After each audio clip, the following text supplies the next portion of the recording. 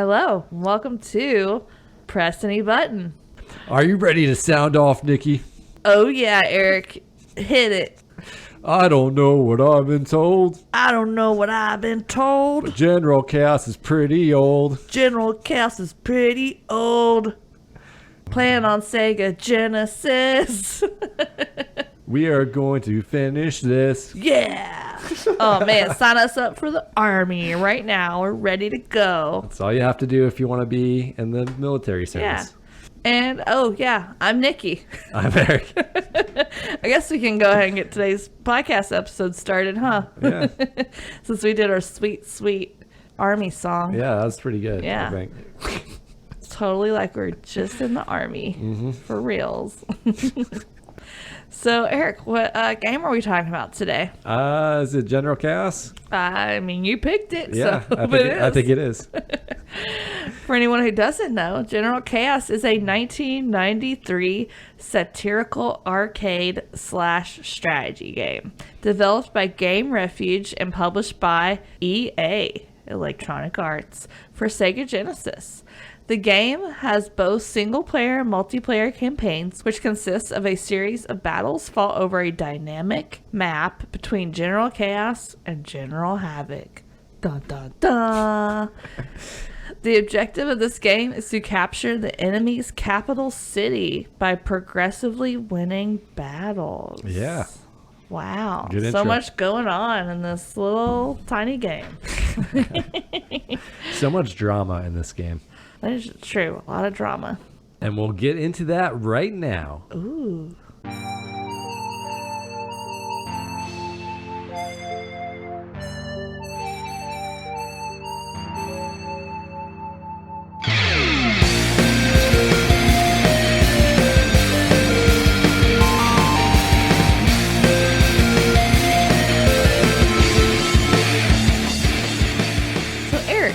I have to ask, why did you pick this game? So I grew up with this game. This was a childhood favorite of mine. Classic Yeah. Eric versus Austin scenario. Yeah, huh? well, no, this was one of the games I could play with Austin, so it true. was like a great co-op game. So you didn't have to worry about him kicking your booty? Exactly. I always preferred like co-op style multiplayer games. It's because Austin always beat you? You know, maybe a little bit. Kind of like how I feel when I play with you. It's like I'd rather do a co-op game because if it's me against you, Yeah. chances are, unless it's like a word game or something, you're winning. Yeah, I just always like I hate to admit it, but I just always like the idea of working towards a combined objective. Yeah, Like putting your same. strengths together and your skills together. yeah, with our powers combined, Yeah, we and can summon Captain Planet. save the planet. But okay, so you ready to hear about the past? Oh, yeah. Does this have a crazy history? I think so. All right, let's get into it. Okay, so General Chaos was designed by artist Brian Collins and programmer Jeff Nauman. Ooh. Brian and Jeff are also co-founders of Game Refuge, which is the development company that made General Chaos. Yeah, cool. So they're like the two kind of main guys we're going to focus on. Nice. So I didn't do this on purpose, but this is the third game this season where the story starts at Midway. Oh, okay. Yeah, and in case you don't know, Midway, you know, they made arcade classics like Mortal Kombat and NBA Jam back in the day. Yeah. So Brian Collin joined Midway, or Bali Midway as it was called at the time, in the early 1980s as an artist and animator. Before we were even born. Yeah, So long ago. a very long time ago.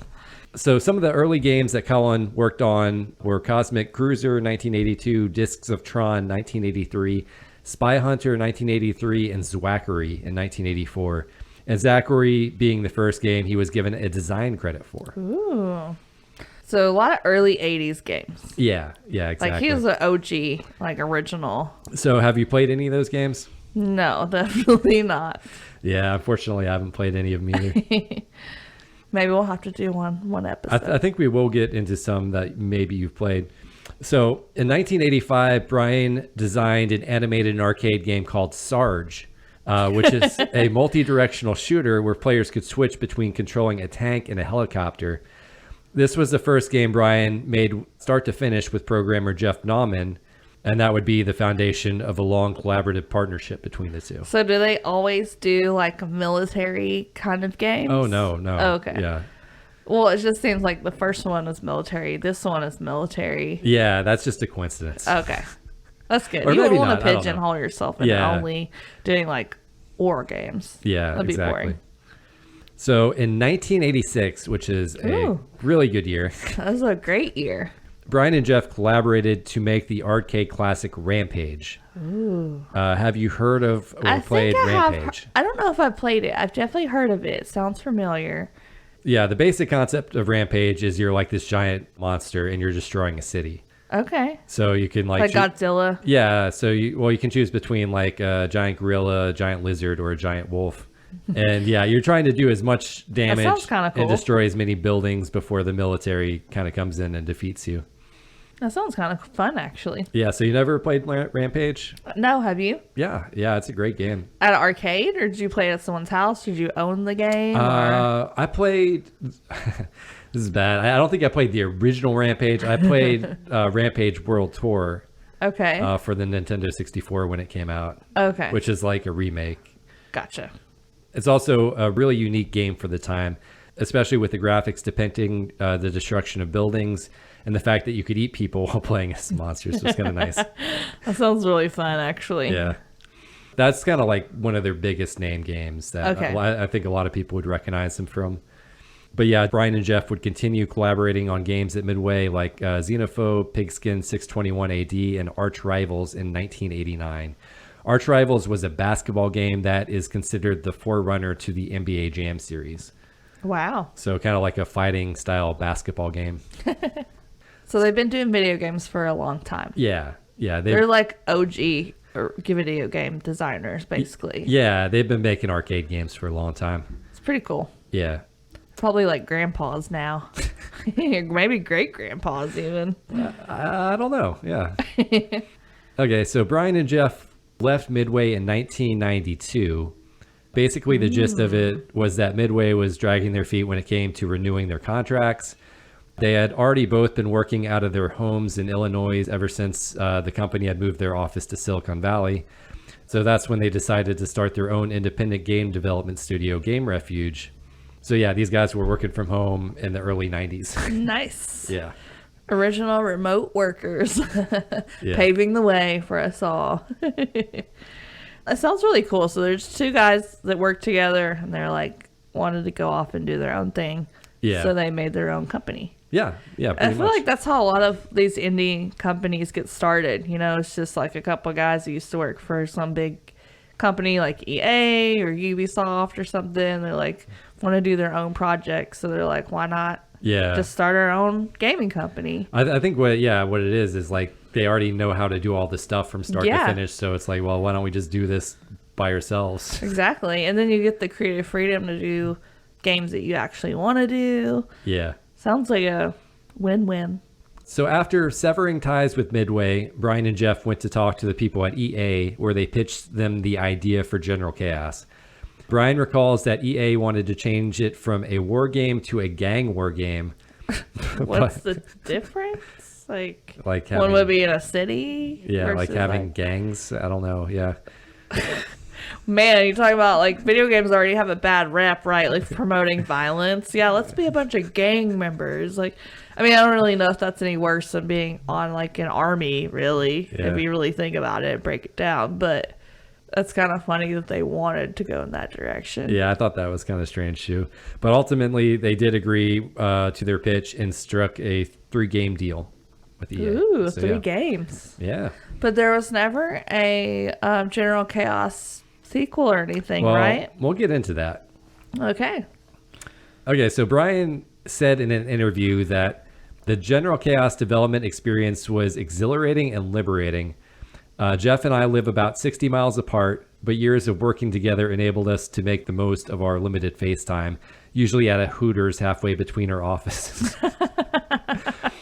That's funny. And he said, and the work itself was so much fun, I came awfully close to feeling guilty about it at times. The game took off. We hired a few people and got busy on the next couple of projects. That's awesome though. Like, I mean, isn't that the ultimate goals? Like that your work doesn't feel like work. I mean, Yeah. that's what everyone really wants, I think. Yeah.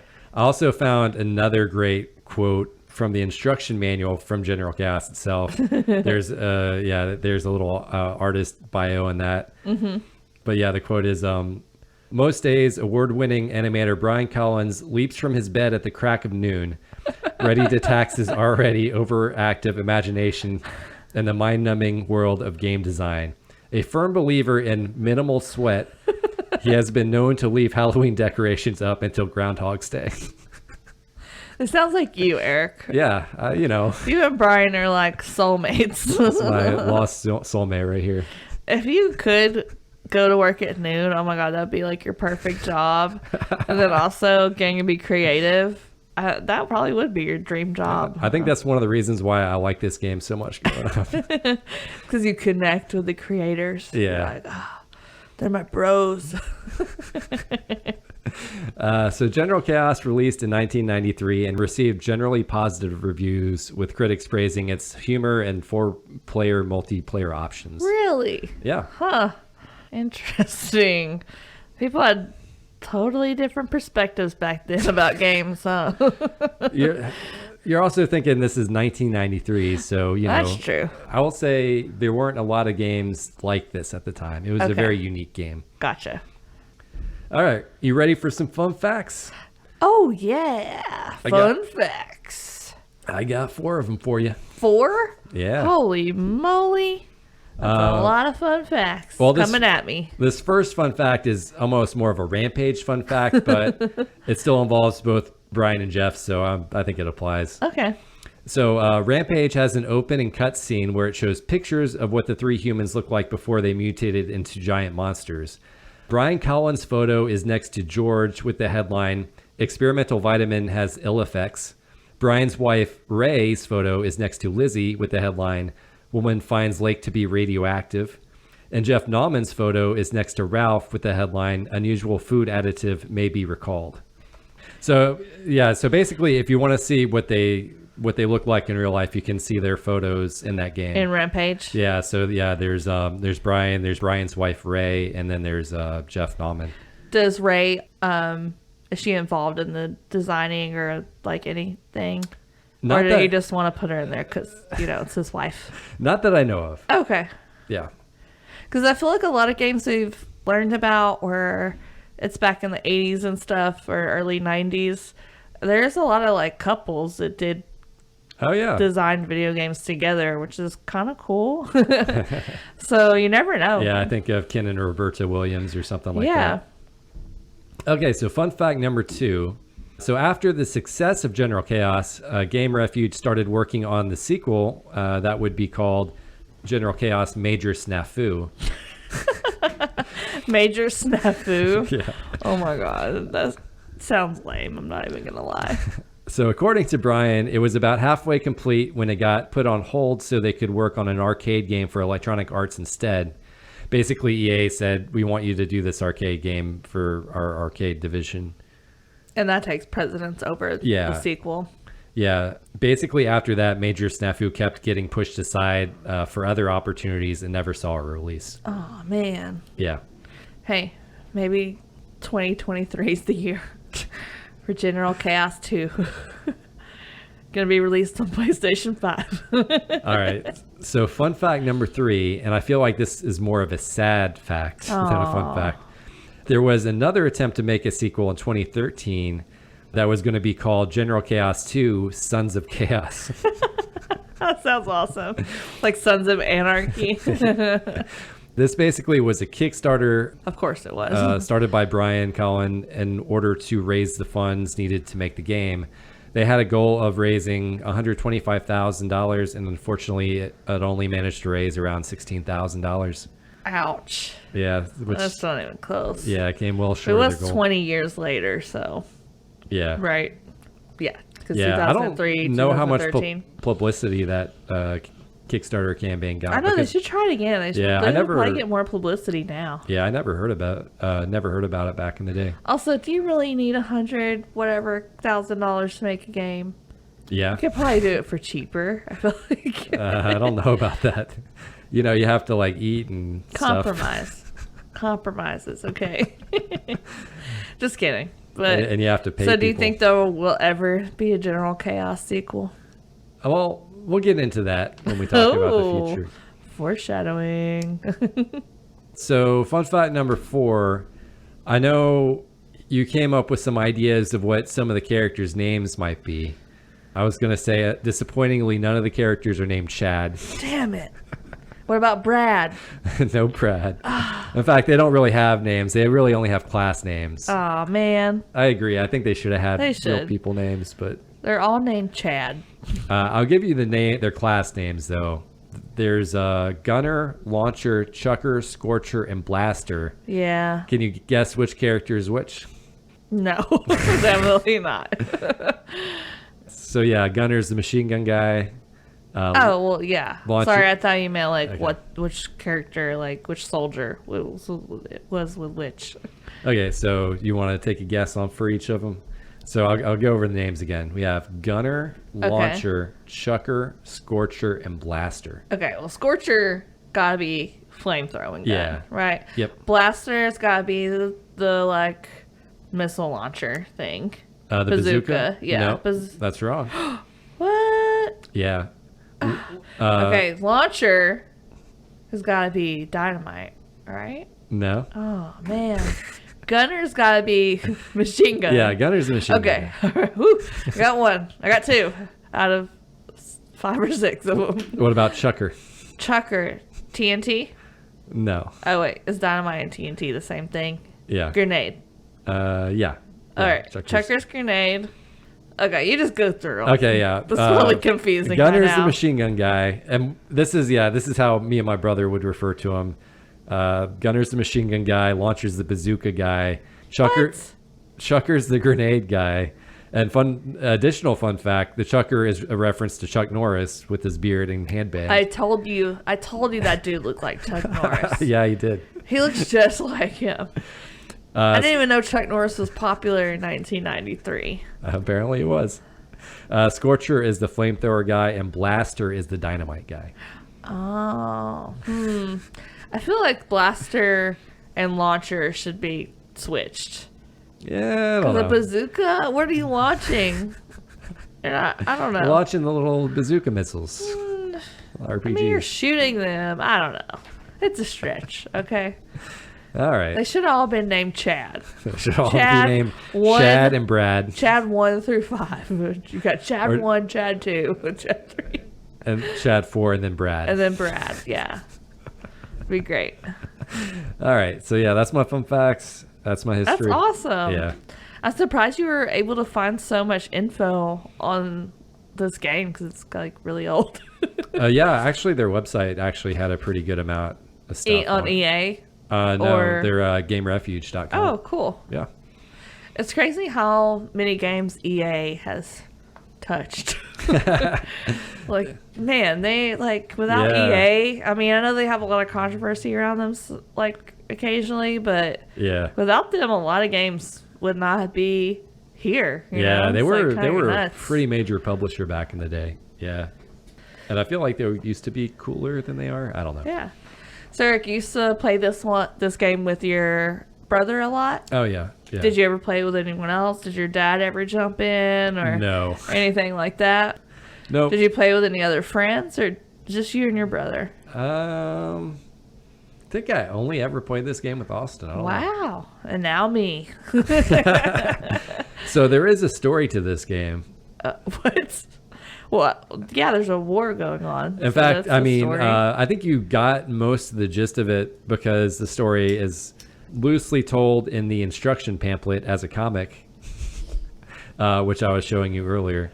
Yeah, that comic in the instruction manual is really cool, actually. So Yeah. it's like 2 brothers, right? Yeah, yeah. So, yeah. General Chaos and General Havoc. Yeah, they actually start off as brothers. Well, they end as brothers. Yeah, I mean, you this- never get to not be brothers once you're brothers. Yeah, and the story is like one day Chaos discovers a rare and valuable comic book. So the name of the comic book was huge, muscular, destructive, heavily armed, frequently exploding combat warriors in battle. First of all, whoever named that, they need to take a class on how to simplify things. That's too many words in a title for a comic book. No one's going to remember that title. But yeah, so they end up ripping that in half, and they both blamed each other for ripping it in half. So sad. Yeah. Years later, they both happened to become military dictators of rival countries. Coincidence? I think not. Chaos is the dictator of Moronica. Yeah, I get it. Sorry. And Havoc is the dictator of Viceria. Well, what's Viceria? Like Vice, I guess. I think. It's not as cool as Moronica. Yeah, not as cool as Moronica. Should have been like Idiot Field or something. Idiot Tonia or something. I don't know. The two spend decades warring with one another, but neither can achieve victory. After days of consideration, they come to the decision to use smaller, quicker armies of soldiers, all specializing in particular kinds of weapons to settle the score permanently. Yeah, that's how real war works, right? Yeah, I'm sure the U.S. would be like, yeah, let's just use limited amounts of weapons, and all these weapons we spent millions and billions of dollars on, we'll just set those aside. We'll just say 5v5. Yeah. 5 versus 5. And you know what? For extra measure and extra just showing that we're good people, whenever people want to just fight each other, we'll all stop and watch. And not keep shooting each other. And any grenades or dynamite that happen to be out there. Yeah. But once a fight starts, no more action until the fight ends. You gotta stop. You gotta. All right. So you want to do some pros and cons? Oh yeah, I will say like what we were just talking about. Like it's so ridiculous. I like that this game has like shooting and your weapons and stuff, but you also have your close combat sessions. But it is ridiculous that everything else stops around you while you're fighting. Like, it's the most unrealistic thing ever. It's kind of like in a movie when they're doing a group fight and it's like all the enemies wait for their turn. In what world do they not just all jump you? Like, no world does that happen. It's so ridiculous. But yeah. I like the humor a lot as well. I feel like the violence is on par with Looney Tunes. There's no blood or anything. It's just kind of silly. Yeah, just being silly. Oh, yeah. I have the It's Funny as one of my pros, too. Yeah. It's like you hit someone with a bazooka and they instantly turn into a skeleton. Oh, my gosh. And then you can just keep shooting them even after they're dead, and then they just turn into a skeleton, and then they just disintegrate. Yeah. I don't know. It's so funny to me that the skeleton part, I don't know what it is. It's like in Home Alone and Home Alone 2 or whatever, when Marv's getting electrocuted and there's that one frame where he's like a skeleton. Yeah. It's the best. I don't know. It's just instant hilarious. Comedy. Yeah. It's like classic comedy right there. Oh, another one of the funny bits is like if you get into a fist fight, and you do too many of the same types of moves, the enemy soldier will just like kind of fall over and pull out a gun and shoot you. Yeah. It's like, quit being cheap. Oh, also, you can give a cheap nutsack punch. Oh, yeah. That's an option for one of the moves. And I'm like, nutsack punch. But then you can't. We'll get into it with strategy, but you can't do it too many times. Yeah, or they'll just fall over and pull out a gun and shoot you. Not cool. Yeah, but it's also just kind of satirizing other army games with just the over-the-top characters. Yeah, actually, my second pro is like, this game's over the top. Everything about it's over the top. The characters are over the top. The cutscenes, like, I love the animation for these characters, and it's like the main General Chaos guy reminds me of Lex Ryan for some reason, which I'm not even a football person, and literally I don't even know hardly any football coaches or anything, but this guy, he's got a memorable face, and his smile is so huge. But yeah, for some reason, General Chaos reminds me of Rex Ryan. Rex Ryan, yeah. If they're ever casting that movie. Oh my gosh. Oh my god, that would be so funny. Actually, if there's ever a movie that I would want Leslie, what's his name? Nielsen? Yeah, Leslie Nielsen to come back for. Oh, man. Oh my gosh. For sure. One of the things I really liked was the multiplayer options. So back in the day, there were not a lot of good multiplayer games or even much variety in the types of multiplayer games that existed. So in 1993, other than arcade games, because there was a ton of arcade games. Yeah, the arcade games were better for multiplayer stuff, but like console games. But at home, yeah, there just not that weren't a many lot co-op of good games. ones. You know, you had one-on-one fighters, you had beat-em-ups, you had side-scrolling shooters like, you know, you're in a plane or something, and platformers where you could usually have to take turns. So yeah, not only was General Chaos a different genre than most multiplayer games, being a real-time tactics game, it was also one of the few games where the co-op mode was better than its single player.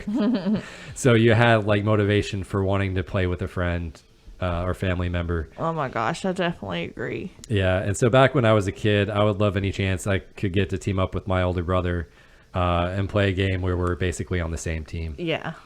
It also has a 4-player option, but we never had like a multi-tap thing for the Sega Genesis, so I never got to try it out. So it's like the regular Sega Genesis only has like 2 inputs. 2 inputs for 2 controllers. Yeah. So if you want to play with 4, you have to get a special adapter.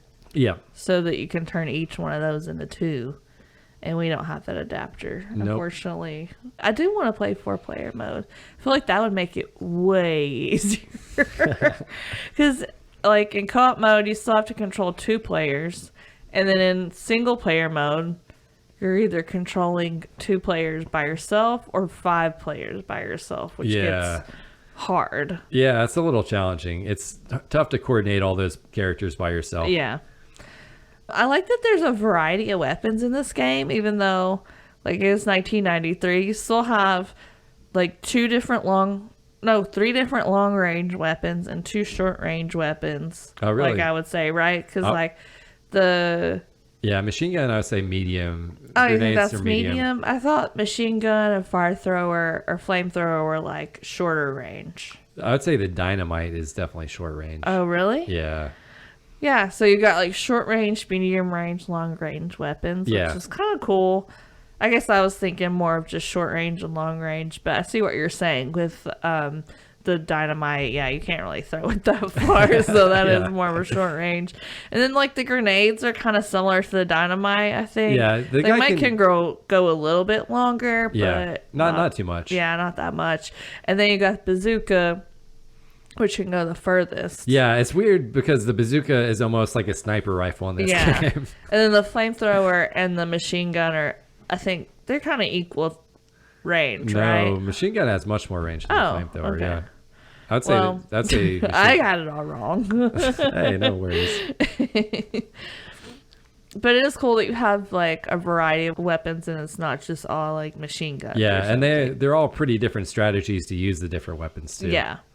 I think the flamethrower is probably my favorite. Yeah, flamethrower is a lot of fun. Yeah. The best thing is when they're all grouped up and you can get like 4 or 5 guys on fire at the same time. It's amazing. Yeah, it's like burn, baby, burn.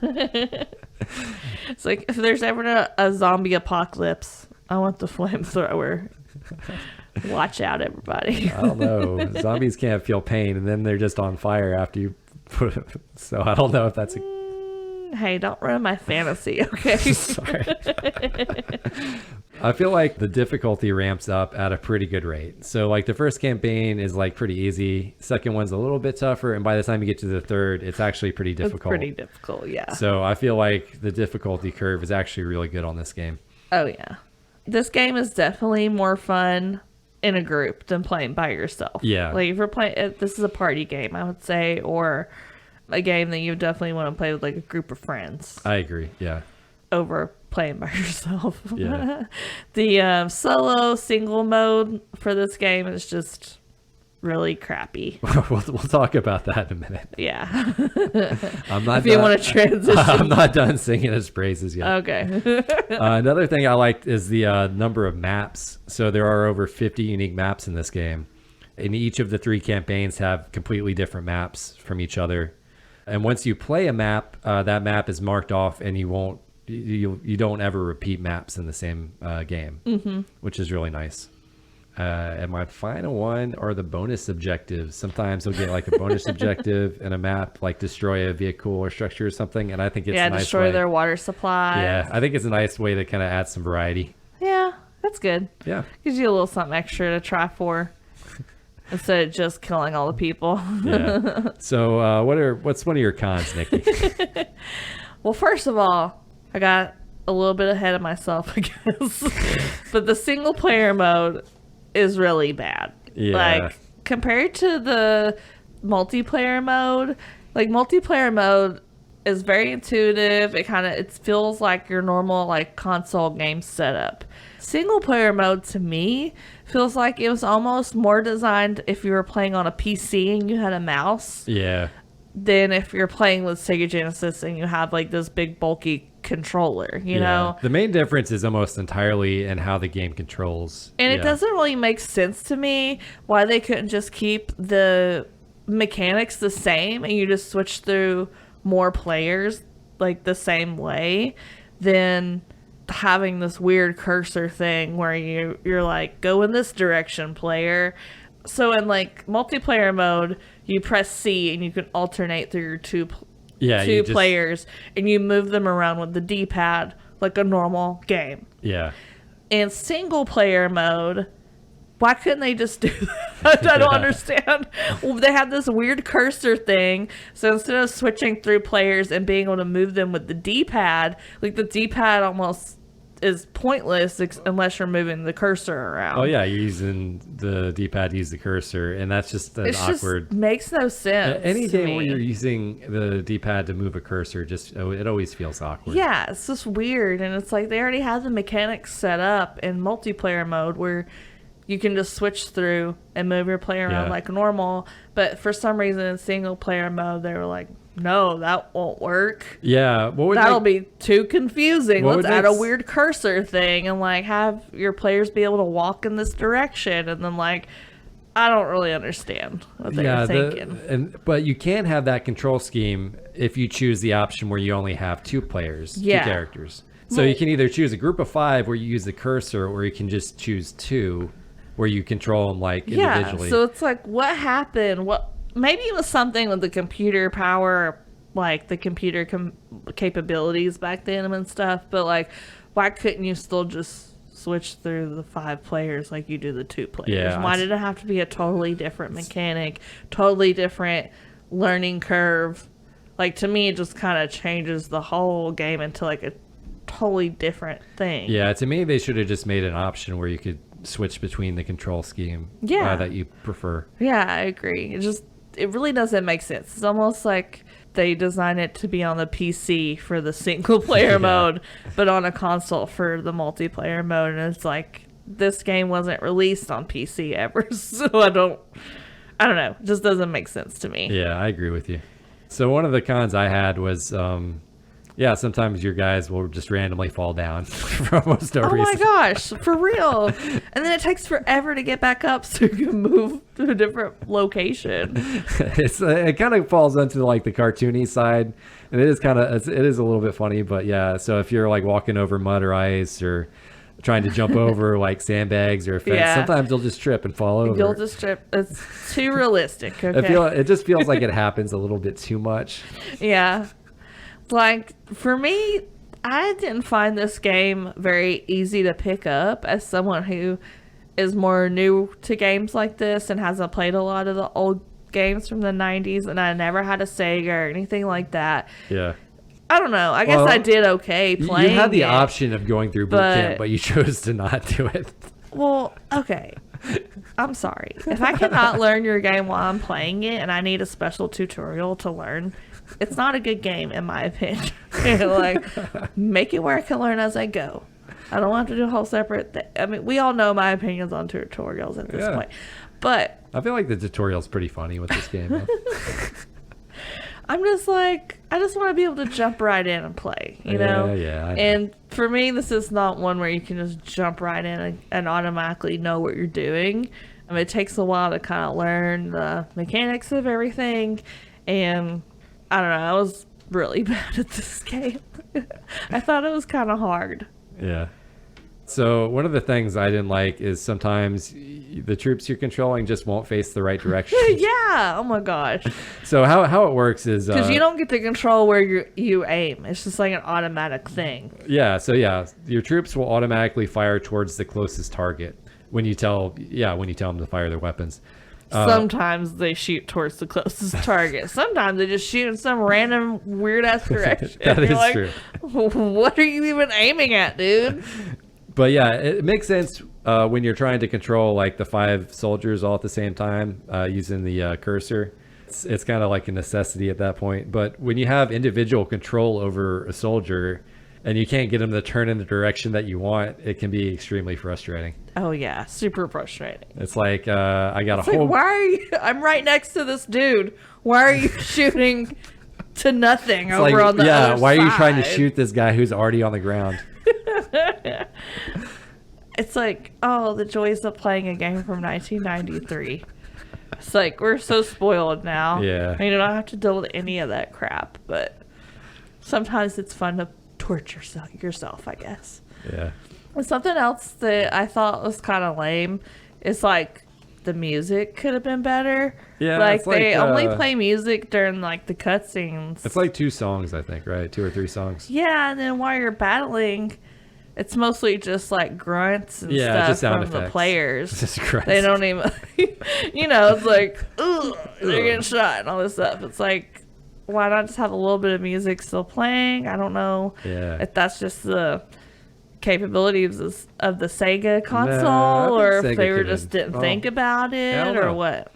Yeah, I agree. It could be could use a little bit of like some jams going on, some hard rock.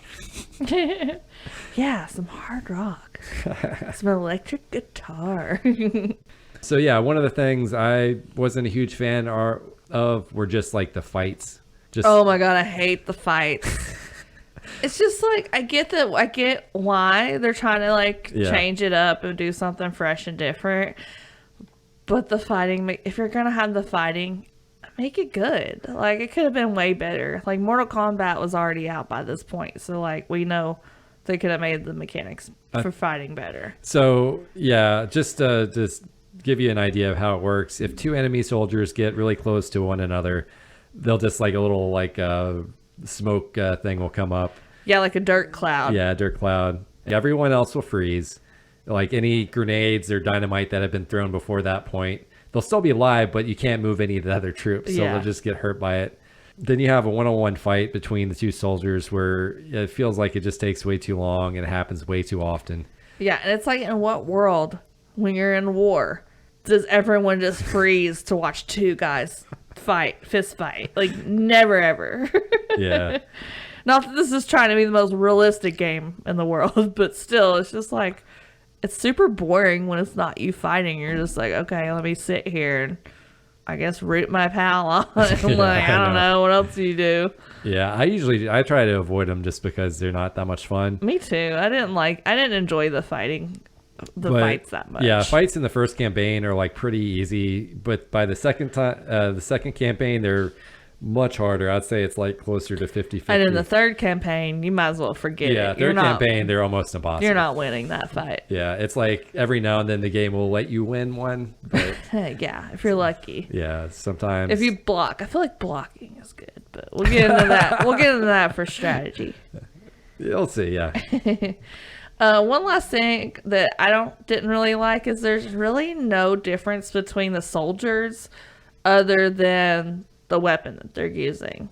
Like, it's not like certain ones move faster or better at swimming or better at jumping.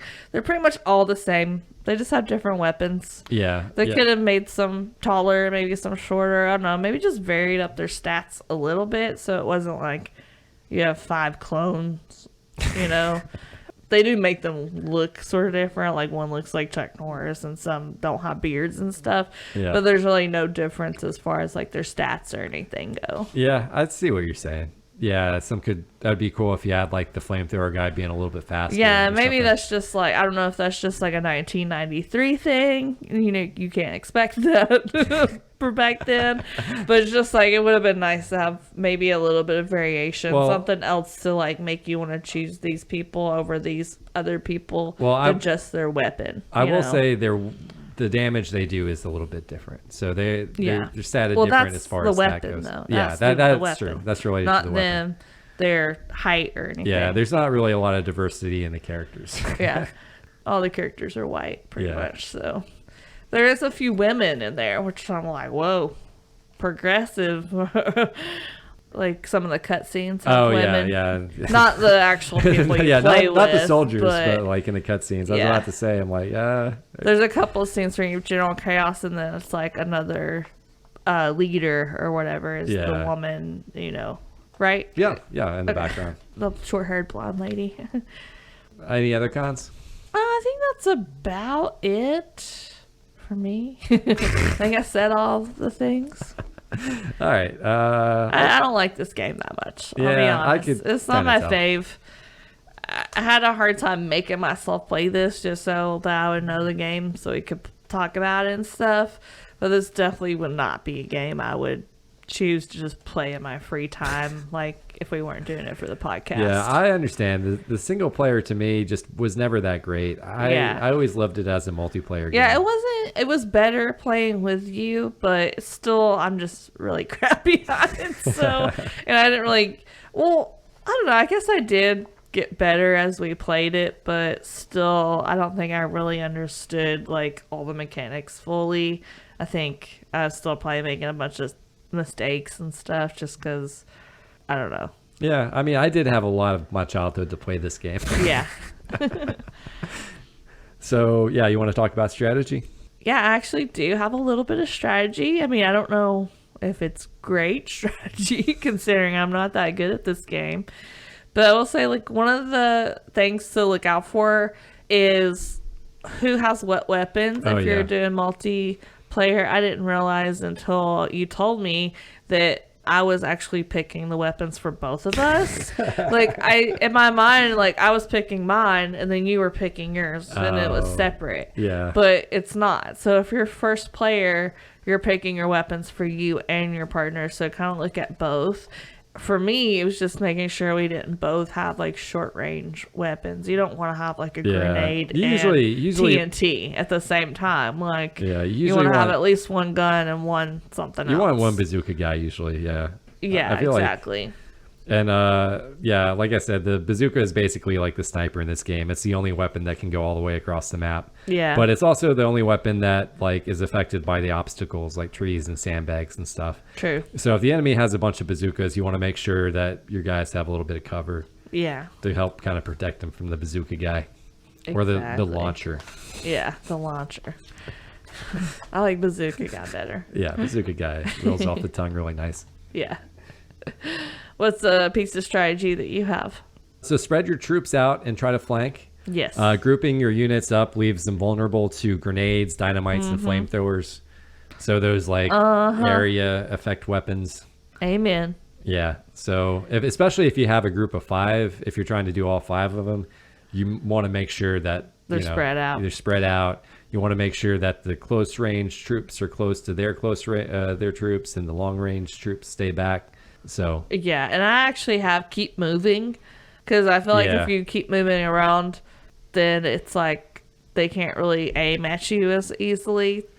But also there's a con to moving around too much because you want to like avoid the bullet lines, which is hard to do. I was about to say it actually might not be that great of strategy because it does make your guy like prone to falling over. It's true. It depends on where you're moving, I guess. Where you're moving everybody around. Yeah, don't run on ice. Try to avoid running on ice. And don't go through any water or mud puddles or anything like that. Definitely try to avoid going into the water if you can help it because not only is your troop kind of useless in the water, I mean, I guess they're protected in the sense they can't get hurt. But it's so slow. It takes them so long. It takes them so long. And if they stay in there too long, then they'll drown. Yeah.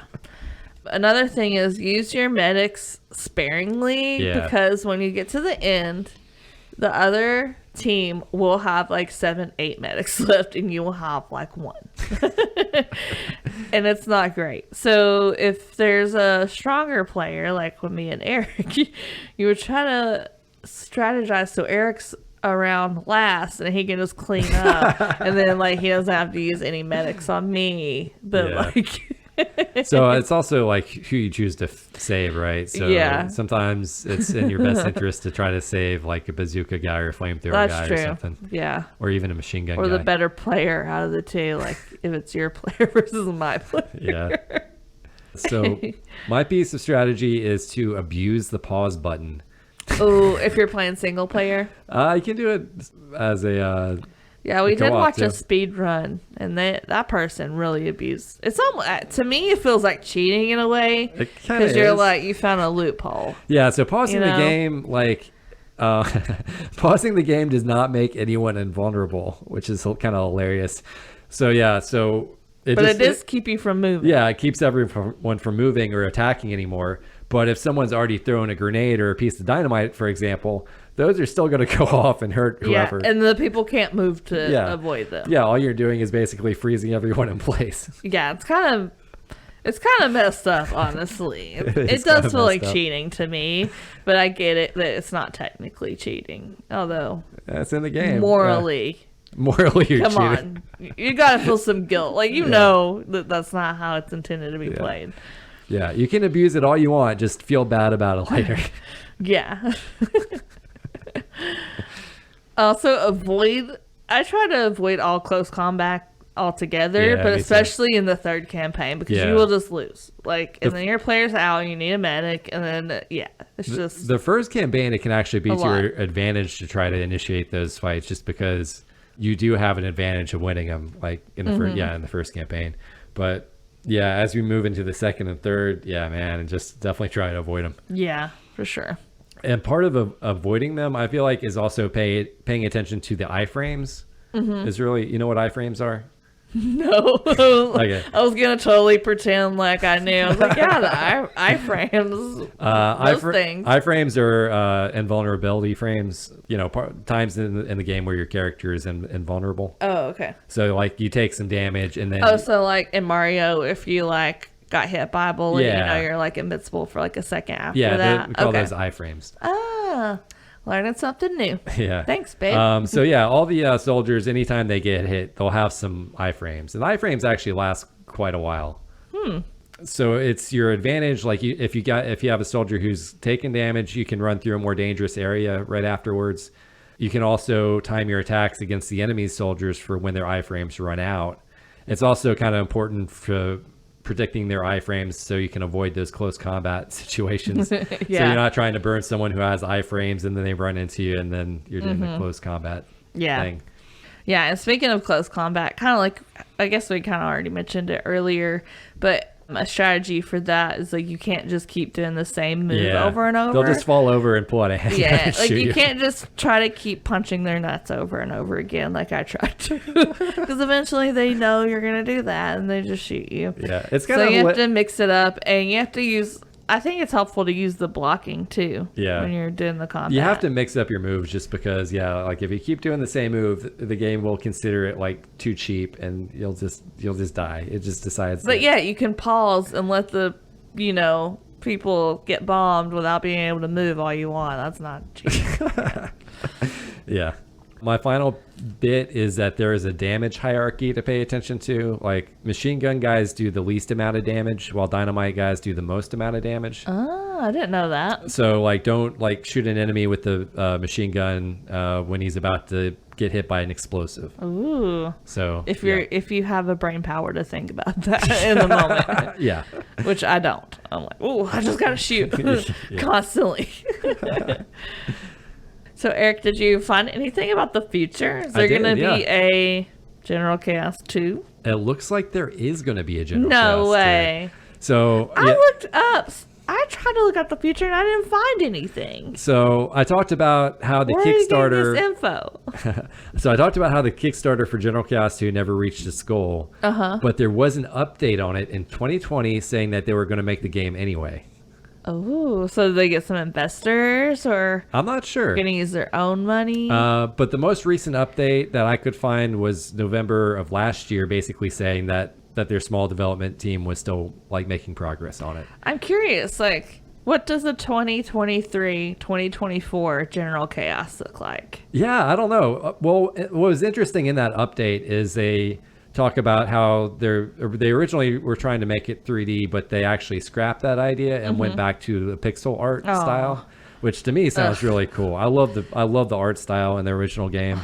To me, it's like, well, if it's like the original, then I don't want to play it. It needs to be updated. Well, the controls we'll and see how it everything controls like and all that stuff, need to be way better. But they made a whole new engine for all that stuff, so I'm really looking forward to it. I bet it's going to be awesome.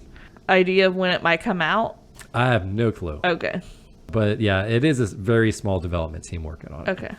Hey, that's no shame in that. Yeah, I thought that was cool. A lot of good games have really small teams. So. Yeah. So, Nikki. So, Eric.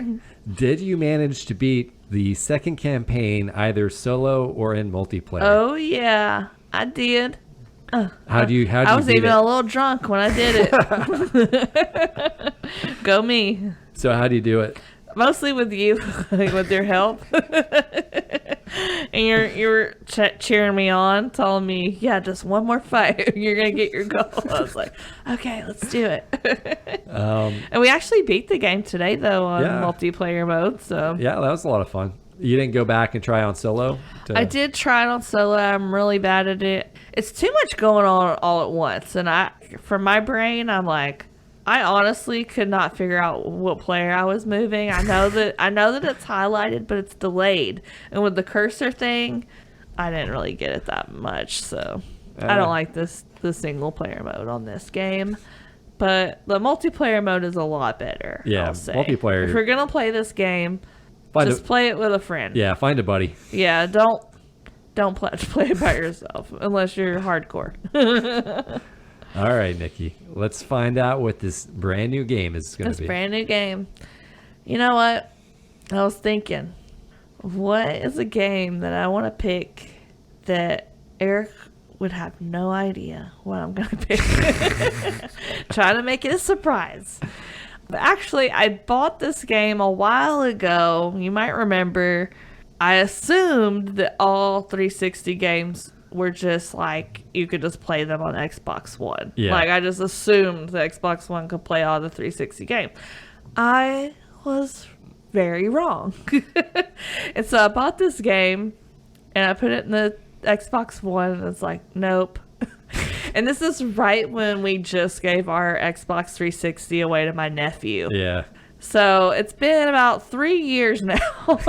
I've been wanting to play this game, and I finally got someone to let us borrow an Xbox 360. Yeah, you probably know what game it's gonna be. I had an idea what game you were gonna pick when I was setting up the 360. Yeah. I'm like, I wonder if Nikki's finally gonna pick that game. Yeah, because there's not a lot of other games that we have where, we have to have a 360 to play it. Yeah. But this is one of them, and it's called Naughty Bear. Yeah. So we're gonna get naughty. Eric, have you ever played Naughty Bear before or heard of it? Other than me talking about it? Yeah, had me play it for like 20 minutes that one day. Yeah, but have you heard of it before? No. Like before you met me or anything like that? Never heard of it. Never heard of Naughty Bear. No idea, yeah. Well, we're going to play it. And your challenge is to score a total of at least 1 million naughty points, in which you will get the Millionaire Club trophy. Okay. I looked it up. It doesn't look super duper hard. It says like 77% of people have gotten this. So Okay. I think with Disney Dreamlight Valley, I made it hard enough for you. So I felt a little bad. So I tried to make this one not that hard. But I mean, it kind of sounds hard when you think about it. Like, ooh, 1 million naughty points. Yeah. Ooh, what are you going to do to get those naughty points? I guess I'm going to have to be very naughty to get all these points. Okay. But yeah, I think this game is just fun because it's like, I mean, it's just pure evil. It's pure carnage. Yeah. Like, and the last couple of games I've chosen have been real kind of like cozy, low key, like not violent games. This is definitely a violent game. So I'm excited about it. Yeah, I'm excited to play it. All right. Well, until next time, everybody. All right. Bye. Bye.